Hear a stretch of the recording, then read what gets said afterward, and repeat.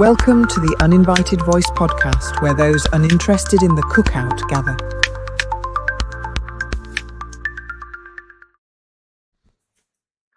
Well, grace and peace, everyone. We have got to talk about this viral video in which a young Black woman is expressing her discontent about being lonely and not having anyone to talk to and no friends. I'll let you check out the video. That's what I do. Anytime I go outside, that's all I do if I don't go to school. Because I don't have anybody to talk to. I don't even know why I pay my phone bill because nobody calls or texts me. What she's describing is not unusual at all. In fact, there are many instances of young Black women, sometimes for whatever reason, they grow up in predominantly Black environments and experience merciless bullying, ridicule, and mockery to the point that they are not socially integrated into the culture of their surroundings. As a result, they subsequently do not know how to, quote unquote, how to be. Now, I'm not certain whether or not she's neurodivergent or whether her solitary persona is due to her experiences in childhood, but mirrors are important for everyone. And when I say mirrors, it means that you have the ability to be surrounded by people that you can see and watch interact, and you can learn from them how you are supposed to comport yourself in the public eye and how to be friends and how to socially navigate the world. Unfortunately, in a case of pervasive ridicule and bullying to the point where she said that she had to eat her lunch in the bathroom in order to have peace and avoid being mocked, then I would say that she did not have that opportunity to watch those mirrors. Culturally, she's a clean slate. She's in the culture but not of it. And in many ways that could be a good thing or it could be a bad thing depending on the viewer. However, she probably would be better off leaving that community. I'm going to assume that she probably remained there after graduating from high school and attends either a community college or a local college. And as a result, she is still not going to have that opportunity to interact socially if she's still in that same community. I'll tell you why. Along with ridicule and bullying comes triangulation, in which people talk, spread rumors, gossip, or either share whatever their version of you is to other people in order to get other people on their side. So you pretty much never have a chance. They get to control your narrative. So if she's still living in that same community with those same people who bullied her for all of those years, more than likely there is triangulation there. And it's not pretty, and it's not something that you can overcome. And if she remains there and has children, it will descend on her children too.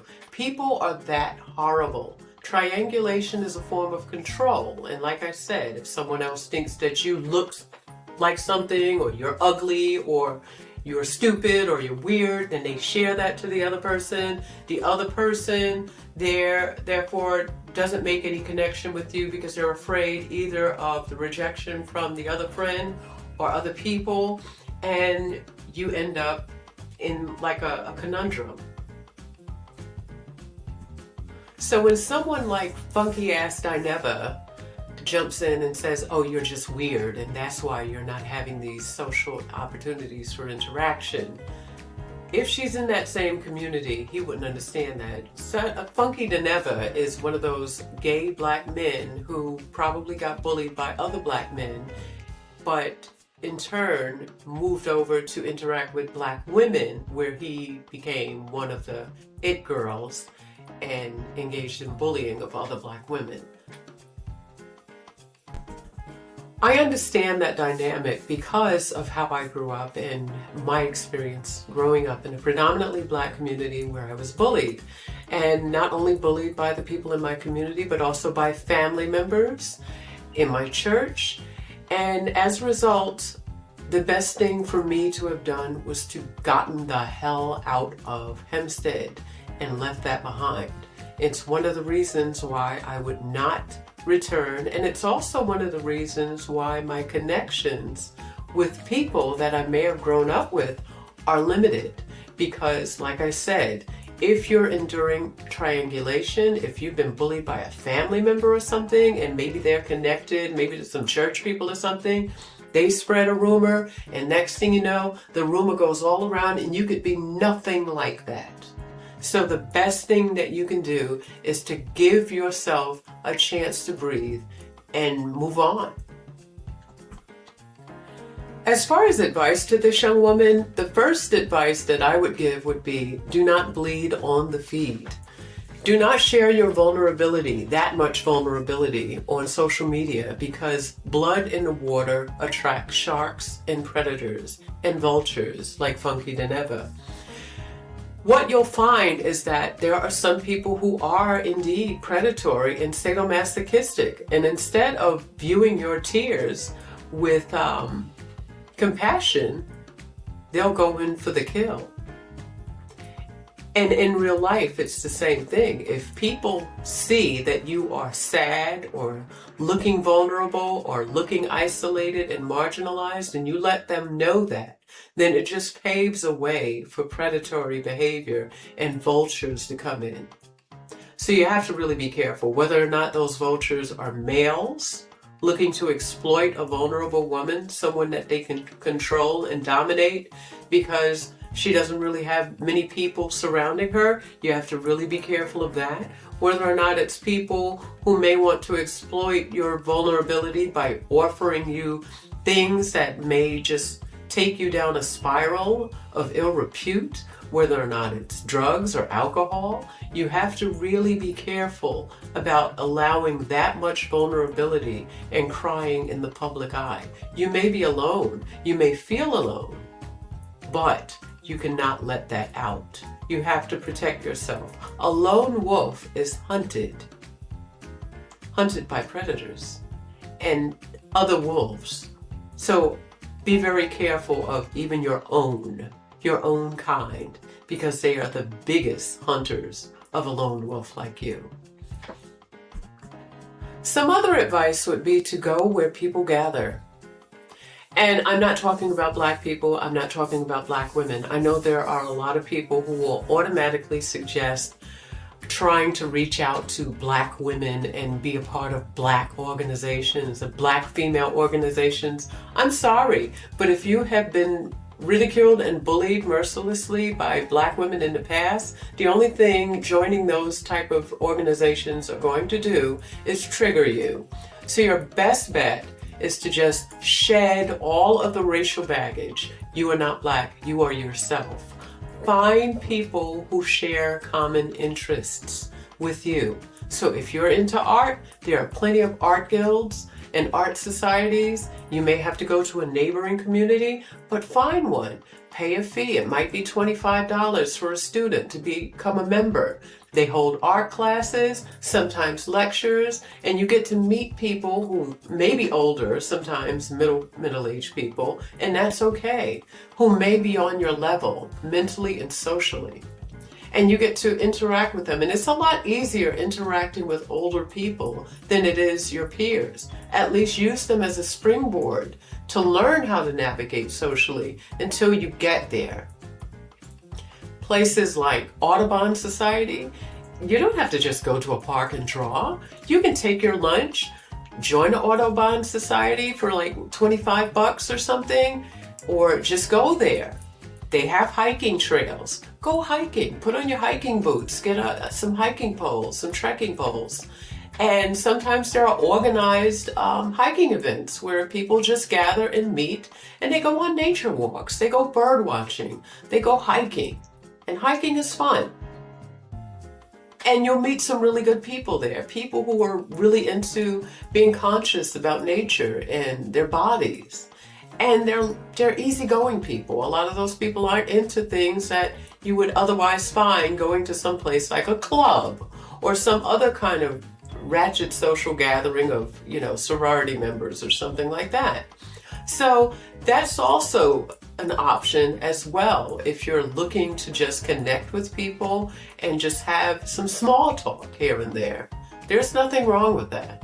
You have to go where people of your like interests gather. And don't be put off. Every now and then, just like you find bullies, you'll probably be in tune to people who may be a little classist or maybe a little, racist.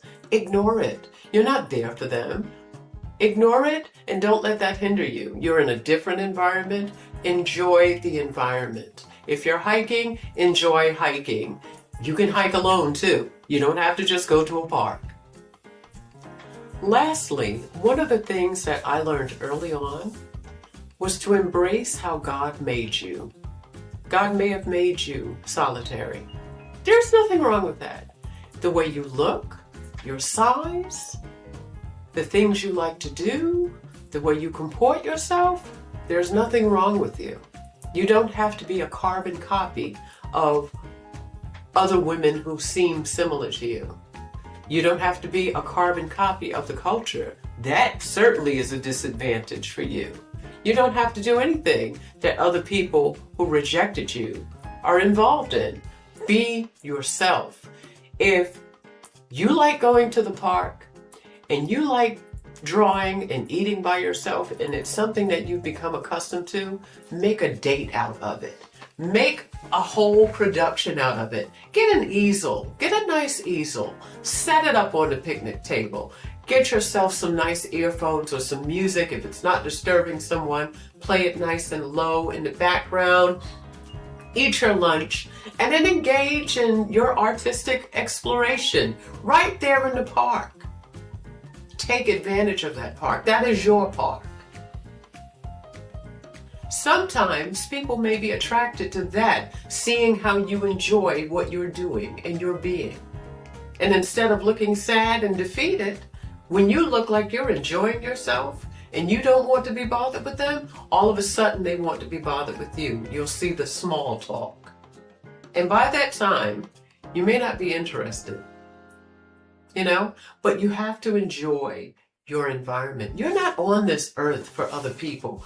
I don't know what it is about people in groups and groupthink, but in my opinion, and this is based on my nice neurodivergent womanhood of being rejected by my own kind early on in life, I have never been one, as an adult, who enjoys being bombarded with a multiplicity of people.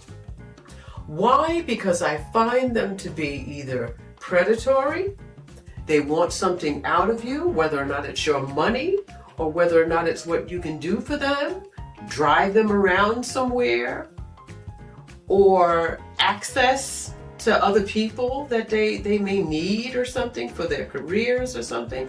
I find people to be very predatory and very exploitative. Sometimes even, especially men will see you and not even be interested in you, but see you as some kind of relief vesicle. And you don't want that. So you have to be consciously aware that when you are a person who is solitary in nature, you may attract wolves and predators. And I'm telling you, I have never really been the type of person to entertain those type of people. I always would have this one good friend throughout my life. And my last friend, I thought he was the be-all, best-all of friendships. And he was a gay man. And he was the one that introduced me to the modeling agencies. He encouraged me and I got in. And I thought I had met a friend for life. Unfortunately, he was there because I had a willing pocketbook. We would go out to dinner and I would foot the bill. We would go out to places and I would foot the bill. It was always my car that we drove in. When we were out and about and I was traveling and going to different assignments to different hospitals and whatnot, he felt that I was still the extension pocketbook. So if he needed money, he could call up and say, hey, Day, can I borrow $65 or borrow this? And I would willingly bestow these people with money. I was a willing pocketbook. But what I learned was that I was the friend and they were not. And this is perpetual. I got into a situation because of how I grew up, isolated, marginalized, and bullied. I felt that I could buy friendships once I, acquired the education and the ability to support myself and, make a pretty good penny. I had this tendency towards buying friendships. I was buying these people. They were only hanging around with me and only my friends because I had money that they could access. So now that I'm older, I really don't, and I know the score. I mean, it takes you a while to learn when people are not your friends, and sometimes you just don't pick up on those social cues. Family members do. Family members will cleave unto you like you're a wonderful person and whatnot, as long as they think you have something to derive. But to be very honest, they really don't care for you, and you'll find out if you ever move abroad like I did. You move to Italy. Move somewhere far away and see if they call you. Give them a line. Give them a free line through Skype that they can call so they don't have to spend money calling long distance. See if they call you. They won't. And this is when you find out that the people that you thought were your friends and all of these social connections and all of these people who gassed you up to think you were fabulous and this, that, and the other, they could care less about you.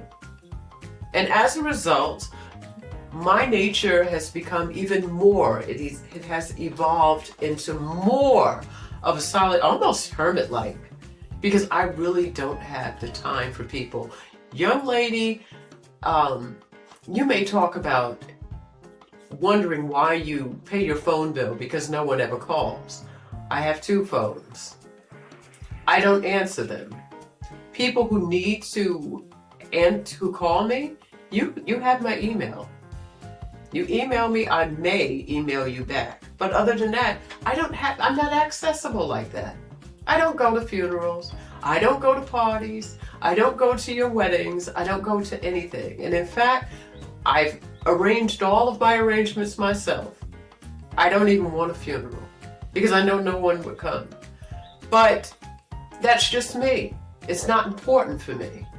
I'm on this earth for a purpose. I'm on this earth now for me. I'm not on this earth for anyone else. So all of the external people, the people who are non-blood and non-immediate family, they don't matter at all. So I really don't understand why so many people express this discomfort with being solitary. There's nothing wrong with being solitary. In fact, you'll embrace it. You'll save a lot of money. You'll have a lot less problems. You won't have people calling you up to talk about their misgivings and things going on in their lives. You won't have to worry about running and jumping when people need help. You won't have people calling you. Nothing. And I know some people will say on the flip side, well, what about when you need something? Just have yourself prepared. Have all of those things in place. If I were this young woman, I would go to college, get a study abroad maybe, go to the military as an officer, and stay there. Do not get out. Enjoy your life. Embrace yourself and enjoy your life. You're not on this earth for other people. And as you get older, you'll find that people come with problems.